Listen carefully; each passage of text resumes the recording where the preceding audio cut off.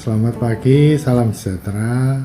Ketemu lagi di bulan suci Ramadan ini. Semoga kita bisa melaksanakan sampai Idul Fitri sehat walafiat. Amin. Ini bukunya kebetulan waktu saya tulis, waktu saya di Universitas Brawijaya ya. Kumpulan dengan teman-teman dan juga teman-teman yang ada yang sudah jadi profesor. Terima kasih.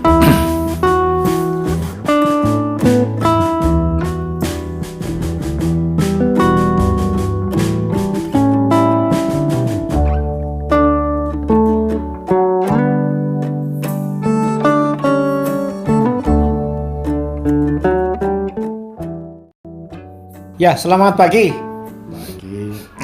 Hari ini saya bersama Akhir Kristiono dengan Pak Gunawan, gitu Pak ya. Beliaunya sebagai salah satu dosen, juga sang ahli, saksi ahli dan luar biasa. Begitu banyaknya yang ditempel beliaunya ini, kejeniusannya, tentang pengetahuannya, tentang pengalamannya, tentang hukum, dan salah satu beliaunya juga sekarang berada di Universitas Kahuripan Kediri. Gitu ya Pak ya, Pak Gun? Siap, betul. Nanti kita akan berbincang-bincang banyak tentang hari ini. Kita juga salah satunya adalah tentang pasal perundangan fidusia. Dengan pasal perundangan tentang fidusia Pak ya. Ya. Nah ini bagaimana sih, apa sih tentang fidusia ini? Siapa yang boleh menarik ke armada atau angguna yang di tengah jalan atau dan lain sebagainya. Kita akan sedikit demi sedikit kita buka, kita dalami bersama-sama. Sambil kita akan tahu bagaimana bermain dengan hukum di Indonesia tentunya Pak ya, supaya kita juga tidak menjadi penyakit atau mungkin ketakutan sendiri tentang hukum. Jadi inilah saat ini kita akan belajar pelan-pelan bersama dengan beliaunya. Baik, selamat pagi Pak Gunawan. Pagi, Mas Chris. Iya. Luar biasa Pak Gun. Ya. Pak Gun ini juga salah satunya dosen Pak ya. Siap, betul. Ya. Dari berapa lama Pak udah di Universitas? Ya cukup lama ya. Di Universitas Kahuripan Kediri kisaran hampir 10 tahun. Hampir 10 tahun. Saya mengabdi di sana itu karena saya merasa bahwa teman-teman mahasiswa ini yang di dalam tanda petik di sekitar pinggiran, bukan kota-kota besar, itu ada perasaan minder. Kemarin itu ada mahasiswa saya diterima, ini contoh, di BUMN 2 hari minta keluar.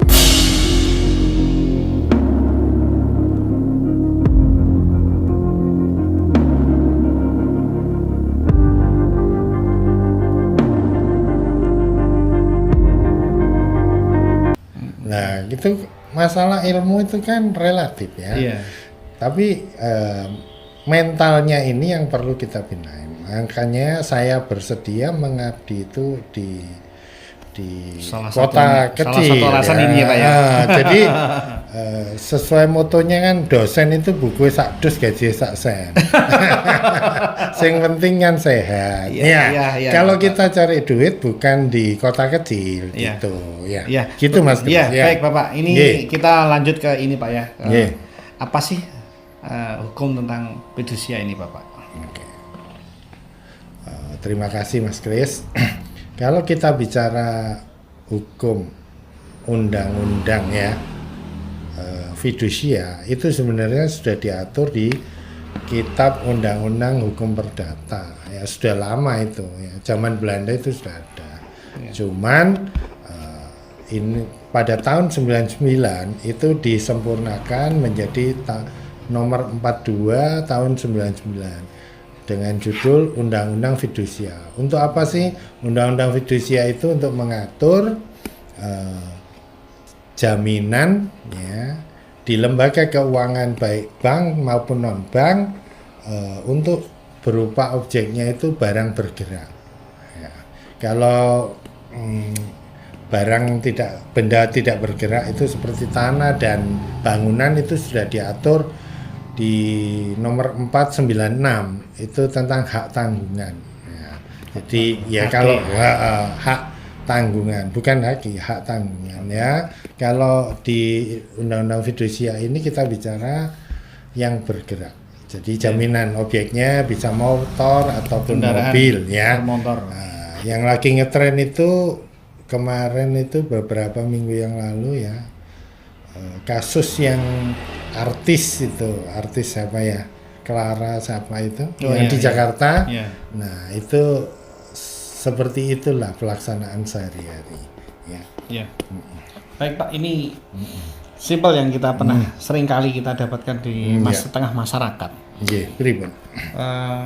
Ketika debitur atau mungkin yang mempunyai utang di suatu koperasi atau bank itu dengan angguna atau jaminan sepeda mobil, itu di tengah perjalanan dalam dia bekerja di lampu merah itu ada sekelompok orang yang tahu-taunya ketika lampu diketok lalu dipaksa kunci diambil.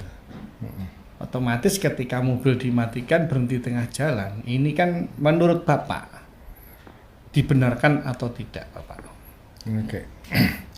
Oke Mas Kris, saya jawab. Kalau perbuatan seperti itu perbuatan PMH. Perbuatan melawan. Ya, perbuatan melawan hukum dan itu dikategorikan sebagai PMH yang tindak pidana. Iya, PMH kan ada dua, PMH yang perdata atau PMH yang pidana. Maksudnya begitu. Nah, dalam hal ini Undang-Undang Fidusia itu ada pidananya, ya. Ada tuntutan. Jadi barang siapa yang melanggar hak-hak orang lain dan itu bisa dikategorikan pidana, dia bisa dipidanakan. Contohnya menggadaikan, ya, digadaikan ke tempat orang lain atau dijual ke orang lain. Nah, itu sudah pidana. Debiturnya malah yang kena. Kalau tadi pertanyaannya bagaimana kita mengendarai mobil terus di tengah jalan diketok terus dibuka, ada serombongan dicabut. Nah, itu namanya sudah kategori pemaksaan. Dan biasanya itu digiring ke mana? Leasing atau kantor. Kantor. Nah, saya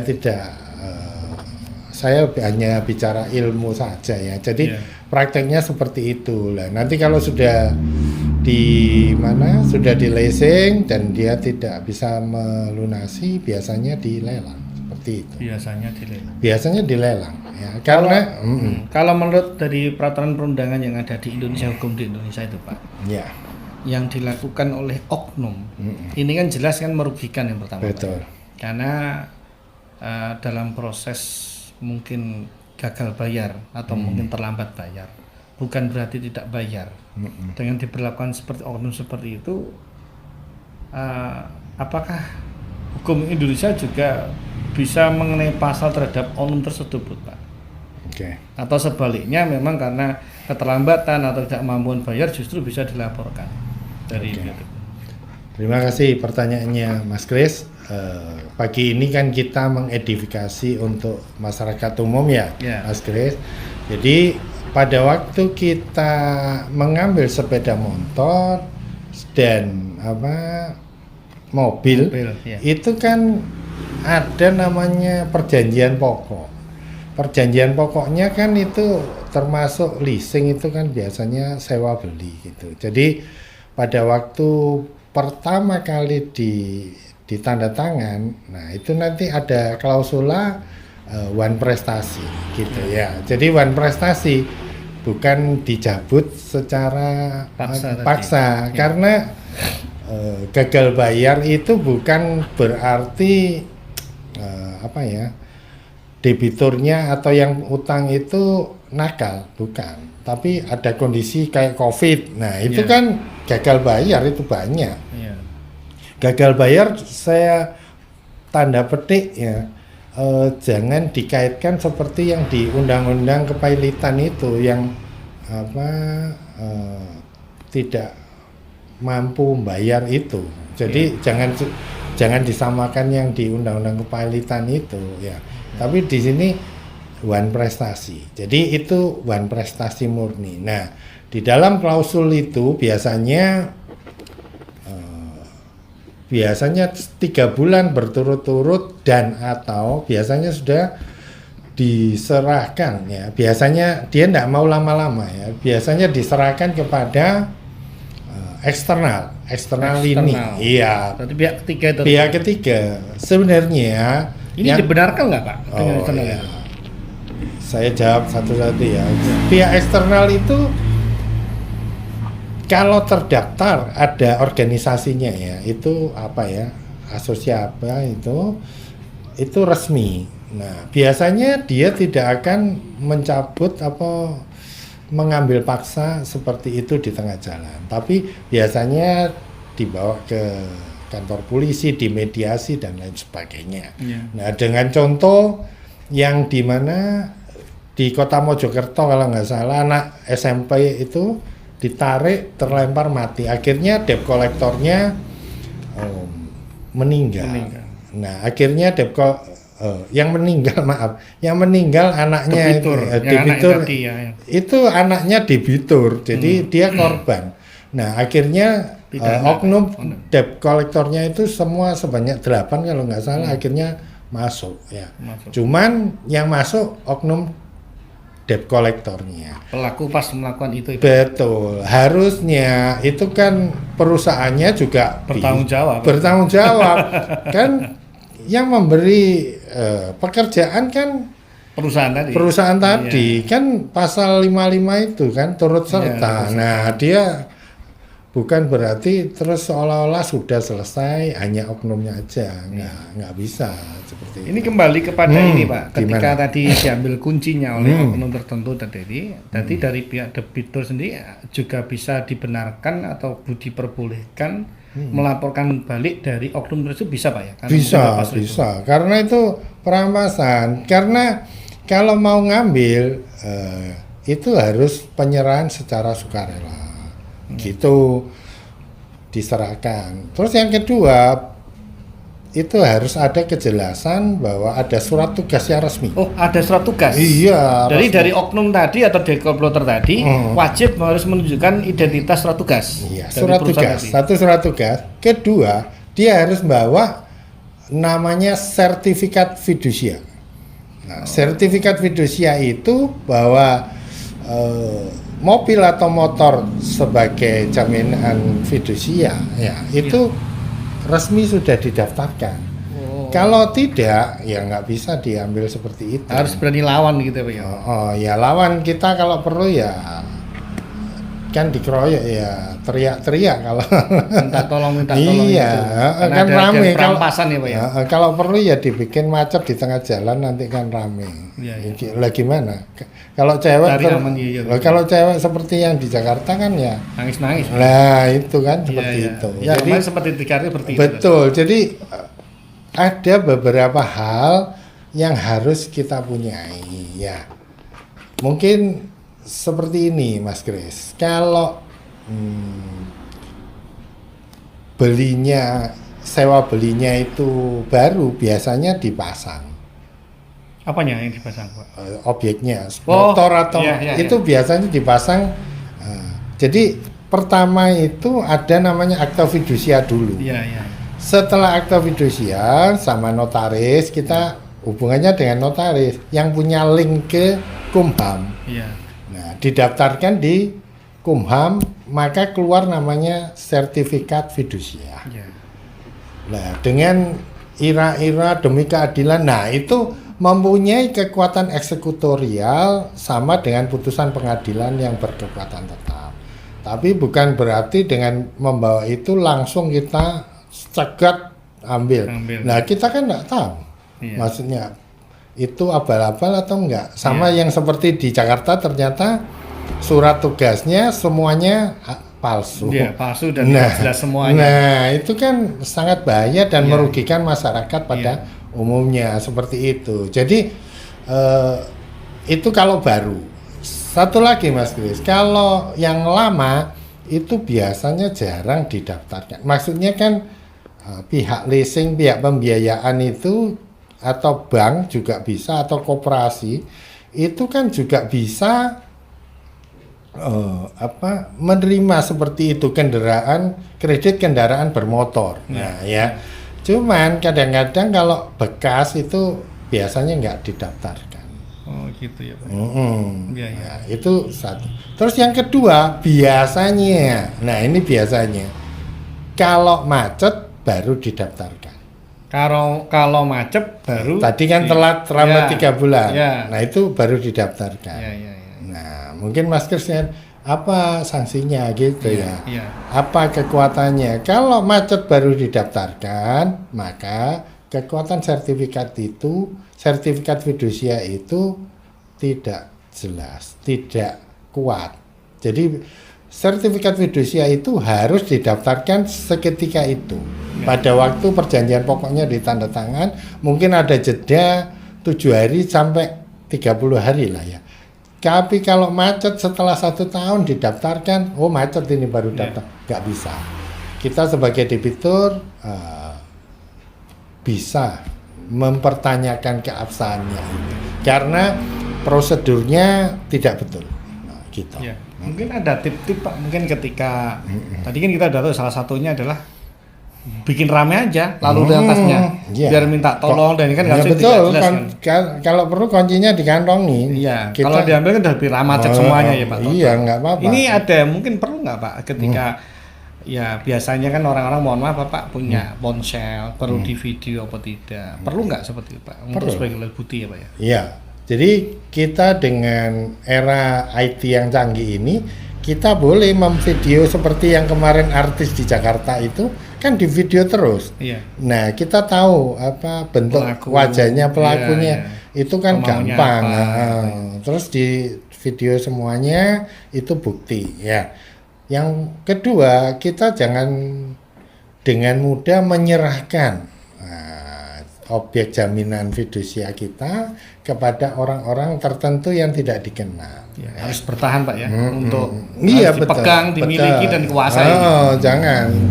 Jadi jangan sampai kita dirugikan. Biasanya ya itu pihak debitur banyak yang dirugikan. Yang ketiga, kalau kita memang mau seperti itu, lebih baik kita ke tempat netral. Jadi kan syaratnya pengambilan jaminan fidusia itu salah satunya minta ACC dari Polri setempat. Dari Polri, Polres atau Polsek gitu ya, boleh. Biasanya Polres, minta suratnya. Nah itu dia mengawal dan dia tidak akan maksa. Dia hanya mengawasi, betul nggak? Nah, kalau Pak Polisi kan bisa mengecek ini absen enggak. Nah, tapi kalau orang umum kan kita nggak tahu nih surat ini benar apa enggak, siapa kan banyak. Nah, itu karena apa? Karena pihak ketiga ini tidak ada gaji bulanan. Kita ya maklum. Komisi Pak ya. Enggak ada. Jadi kalau nyabut ya seperti itu, bayaran. Kalau enggak ya enggak bayaran. Iya, dokter ini yang terakhir. Iya. Yang terakhir mungkin kita akan lanjut ke materi berikutnya sebagai perlu kita break. Ketika debitur pemilik kendaraan yang mungkin macet atau mungkin belum bayar atau mungkin berbayar sudah dibayar, terkadang itu line-nya itu bermasalah. Line gimana maksudnya? Misalkan ini sistemnya. Oh ya. Kita kan juga pernah ya mengalami itu. Ketika kita sudah bayar tidak pernah terlambat, kita masuk ke bayar ke kantor pos misalkan ini. Tiba-tiba itu dari dekolektor sepeda motor mungkin dari yang kemarin itu moro ke rumah datang. Nah, dengan bukti stempel kantor pos itu cetok itu udah munculnya kita udah bayar. Ternyata begitu sistem memang ada keterlambatan. Ya ini kan, nah ini kembali lagi kepada yang tadi, ketika sudah ada pencabutan kunci dari armada atau mobil yang dari oknum dekolektor ini, setelah diperlakukan yang tidak hormat atau tidak enak, perbuatan melawan hukum sudah diterima, langkah yang harus dilakukan sama debitur ini apa Pak? Yang paling konkret terhadap penegakan hukum di Indonesia. Terima kasih Mas Kris. Pesan saya banyak sekali debitur yang tidak mengerti ya. Pada waktu kita dijabut itu kan sudah masuk ranahnya tindak pidana perampasan, bukan lagi sewa beli leasing itu bukan. Nah itu harus jelas itu dulu. Yang kedua, kalau sampai terjadi seperti itu biasanya debt collector itu memakai pasukan, tidak mungkin seorang diri. Biasanya bisa 4 atau 5 atau 6, paling minim 2. Ya, ngomongnya ya segitu gitu ya. Nah, Anda nggak usah terpancing. Ya, kalau memang seperti itu ya kita ajak aja. Kan ada pamong setempat, terus ada apa itu ya, Babin Kamtibmas. Nah, itu untuk menengahi, untuk memberi proteksi kepada kita. Jadi biar balance, imbang kedudukan kita antara debitur dan kreditur, antara pihak pembiayaan dengan nasabah, orang yang memiliki kendaraan bermotor ya. Saya sampaikan sekali lagi, kuncinya adalah penyerahan sukarela ya. Apapun mau dijamin fidusia maupun tidak, itu kuncinya penyerahan secara sukarela. Penyerahan Secara sukarela, dan itu harus ada buktinya.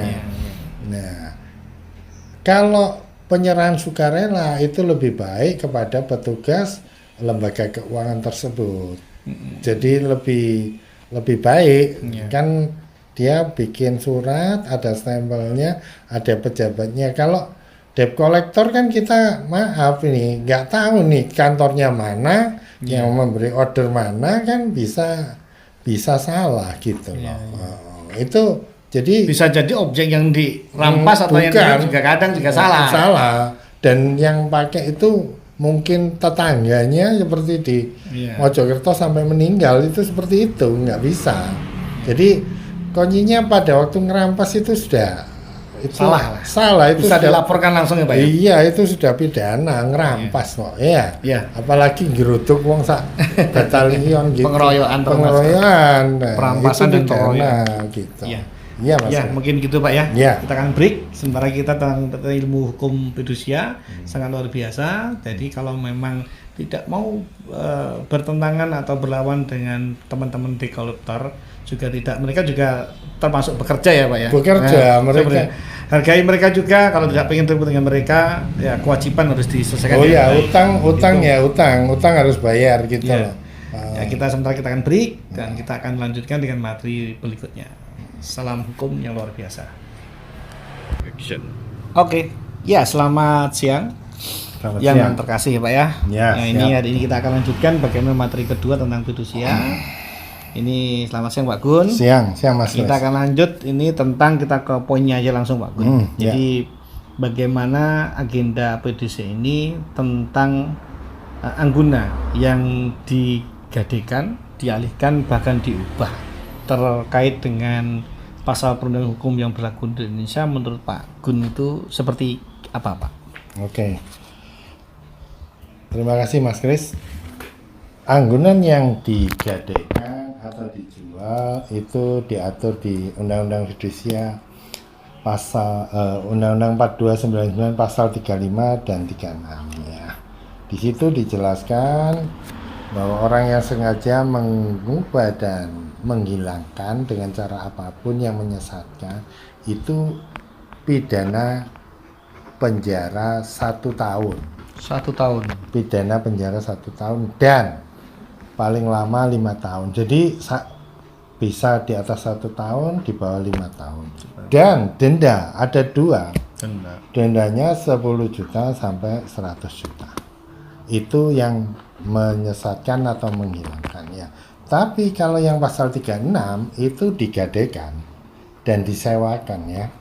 Dialihkan gitu ya. Artinya ketika angguna itu sudah menjadi angguna dari suatu leasing atau kantor atau lembaga koperasi keuangan itu dipinjamkan lagi atau digadaikan lagi. Nah itu pasal 36 itu pidana penjaranya paling lama 2 tahun ya.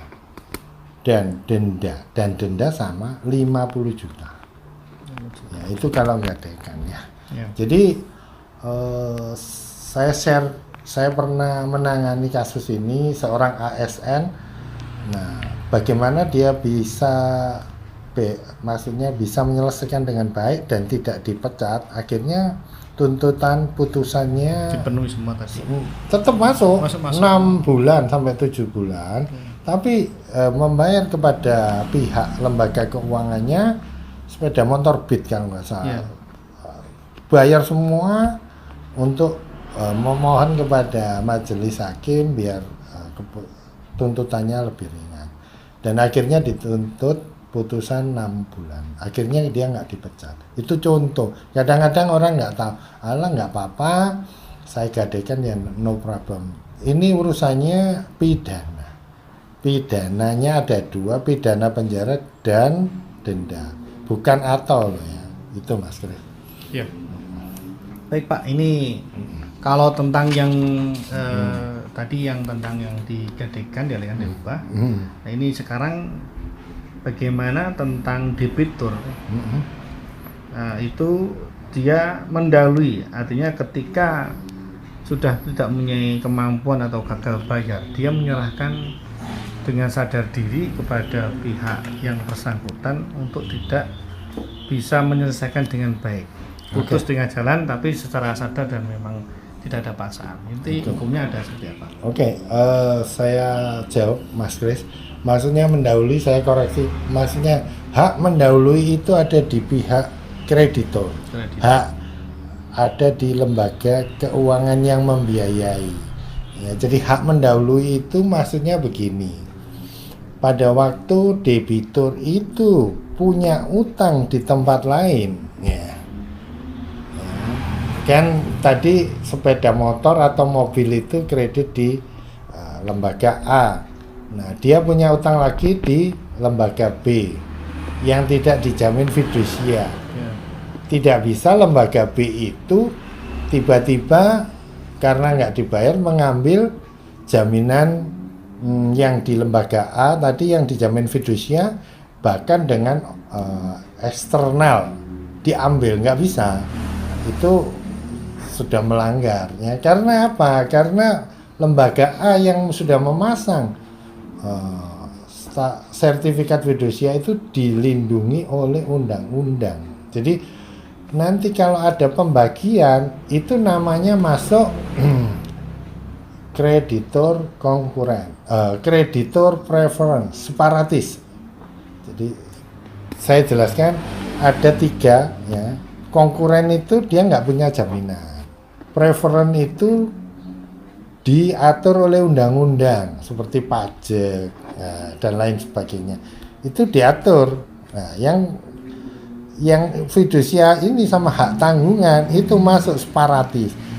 Jadi kreditor itu punya jaminan dan dia bisa menjual sendiri tanpa melalui misalkan kalau dipilotkan tidak usah melalui lembaga kepilotan di pengadilan niaga, maksudnya begitu. Jadi dia punya hak mendahului, separatis. Ya, itu tadi ada 3 status 3 grade dari kreditor ya. Jadi kalau kreditor konkuren itu yang tadi lembaga B kan tidak punya jaminan. Nah itu tidak bisa minta seperti ini ya. Gitu penjelasan saya Mas Kris. Nah ini ada nggak Pak kemungkinan besar yang mungkin pertanyaan berikutnya Pak ya? Iya, gimana? Ini yang mungkin yang disampaikan beberapa rekan yang tadi disampaikan, ketika dengan sadar diri ketidakmampuan bayar itu disampaikan kepada lembaga atau kantor leasing tertentu, lalu dilakukanlah yang namanya jalur lelang dari armada tadi tersebut. Ketika sudah muncul lelang dan sukses, sudah selesai, ini kan mestinya debitur ini harusnya hak tanggungan atau hak yang dijamin itu sudah statusnya harusnya dihapus sebagai peminjam. Dicoret lah, intinya sudah tidak menyatakan. Nah ini ketika dimunculkan ternyata di beberapa tahun ke depannya justru muncul nama debitur yang sudah tadi ngikuti lelang yang sudah diserahkan sama bank itu, muncul red notice di BI checking. Nah ini apa yang mungkin bisa dilakukan Bapak? Oke. Terima kasih Mas Kris. Maksudnya red notice itu gimana? Ya BI checking Bapak. Artinya blacklist, ada, blacklist nah, gitu ya. Catatan merah. SID itu ya. Betul. Sistem informasi debitur atau kalau yang sekarang SLIC itu ya. Sistem layanan informasi debitur. Keuangan ya. Saya jawab satu-satu. Nah, pada waktu debitur dia merasa bahwa dia tidak ada kemampuan untuk melanjutkan kontrak tadi, perjanjian kredit kendaraan bermotor tadi, ya. Nah, dia dengan etikat baik kan menyerahkan, ya. Ingat ya, menyerahkan secara sukarela. Nah, itu harusnya debitur itu ada surat yang diterbitkan oleh lembaga keuangan. Kesatu. Nah, yang kedua, debitur itu harusnya dilindungi. Karena apa? Dia tidak pernah macet, dia dengan etiket baik menyerahkan. Nah, bagi kreditur bagaimana? Kreditur kan tadi dengan undang-undang fidusia itu bisa melelang. Bisa melelang bisa, ya, karena eksekutoral ira-ira demi ketuhanan yang Maha Esa. Nah, itu namanya eksekutorial, berkekuatan hukum, sama seperti putusan pengadilan yang berkekuatan tetap. Nah, kita ingat hapusnya jaminan kredit itu kan di pasal 25 menjelaskan hapusnya utang yang dijamin fidusia, otomatis fidusia itu hapus. Nah, hapus, siapa yang hapus? Ya, lembaga keuangan itu akan menghapus, di Menkumham harus dicoret itu. Artinya dari OJK-nya atau dari lembaga leasingnya itu Pak? Lembaga Kumham itu ada. Seperti kalau hak tanggungan itu kan BPN-nya itu dicoret dulu. Nah, itu ke satu. Kedua, di OJK itu juga harusnya dicoret.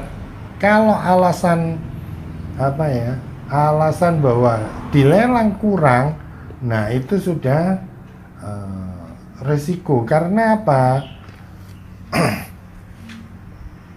Karena debitur kan yang dijaminkan itu kan mobil itu atau sepeda motor itu.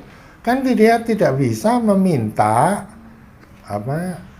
di luar yang dijaminkan. Apapun alasannya, misalkan kurang. Nah, karena apa? Nanti kalau begini kan debitur dilemahkan, dirugikan.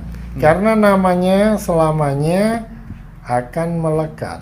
Red notice tadi, blacklist, BI checkingnya jelek, slicknya jelek. Nah, dia tidak akan bisa mengambil kredit di tempat lain. Karena tadi Pak ya. Nah, itu harusnya dilindungi haknya debitur. Debitur. Ada undang-undang undang-undang perlindungan konsumen. Haknya debitur itu loh dilindungi. Kan karena semua bisnis ini unpredictable. Jadi tidak bisa diprediksi dengan baik. Kadang-kadang macet. Kan nggak ada keinginan debitur tersebut. Itu kan 5C-nya itu terpenuhi. C yang satu, etiket baik, karakternya loh, C1 itu loh. Ya, itu kan dia dengan etiket baik menyerahkan. Ya. Nah, harus kita imbangi dong. Ya, jadi biar nggak rapotnya merah. Bukan berarti ini masih kurang ini pelunasannya, jadi di SID-nya OJK nggak bisa dihapus, kan merugikan ini. Perbuatan yang merugikan. Nah, itu kan pencemaran nama baik. Satu, pencemaran nama baik. Kedua, dia secara itu kan harus mengganti rugi. Argumentasi tadi Pak ya? Iya, ganti rugi dong. Kan ada yang dirugikan, debiturnya dirugikan. Nah, ya kan? Begitu. Siap. Ya, mungkin saat ini kita mungkin break dulu Pak ya? Ya. Ya, kita akan selesai dari sini dulu untuk break sebentar ini. Dan kita akan lanjutkan nanti dengan tema-tema yang akan lebih menarik lagi. Tunggu, kita akan sesi istirahat dulu. Ya, siap. Dan kita akan lanjut sampai kapan kita tercoba ya untuk memberikan satu wawasan pengetahuan edukasi kepada hukum. Semoga masyarakat yang ada di Indonesia umumnya dan Nganjuk dan Kediri bisa belajar tentang hukum bersama kami, Zohar Gunawan, dan hal yang luar biasa. Kita akan selalu stay untuk mendampingi Bapak Ibu sekalian yang ada di Indonesia.